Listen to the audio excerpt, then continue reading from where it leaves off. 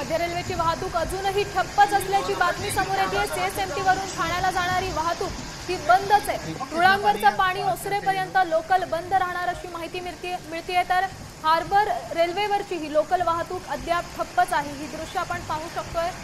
Railway ट्रॅक्सवर पावसाचं पाणी साचलंय आणि त्याचा परिणाम आता रेल्वे वाहतुकीवर झालाय। रेल्वे वाहतूक अजूनही ठप्पच आहे, त्यामुळे चाकरमान्यांना घरी परतायला आणखी किती वेळ लागणार हे अनिश्चित आहे। स्थिती काय आहे सध्या, कुठल्या ट्रेन सुरू आहेत आणि कुठल्या बंद आहेत?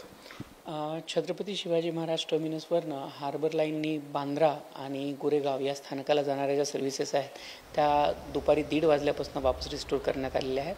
परंतु छत्रपती शिवाजी महाराज टर्मिनस स्थानकावरनं ठाण्याकडे जाणाऱ्या गाड्या आणि सोबतच CSMTवरनं पण हार्बर लाईनवरती मानखुर्दपर्यंत जाणाऱ्या ज्या गाड्या आहेत ह्या अद्याप देखील सस्पेंडेड आहेत।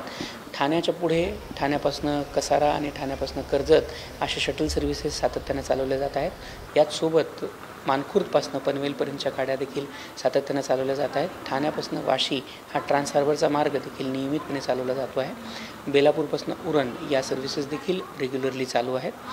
परंतु छत्रपती शिवाजी महाराज टर्मिनसपासून ठाण्यापर्यंतच्या ज्या सर्व्हिसेस आहेत यामध्ये प्रामुख्याने मिठी नदीच्या जे पाण्याची पातळी वाढलेली पाण्याची पातळी आहे ती कारणीभूत ठरलेली आहे आणि त्याच्या बाजूची जी स्टेशन आहेत त्याच्यामध्ये चुनाभट्टी, सायान, गोवंडी आणि कुर्ला या स्थानकांवरती जी रेल्वे आहे, रेल्वेचे रूळ आहेत त्याच्यावरती साधारणपणे 15 इंच इतकं पाणी भरलेलं आहे। आता isakal.com आहे देशातील नंबर 1 ची मराठी न्यूज वेबसाईट।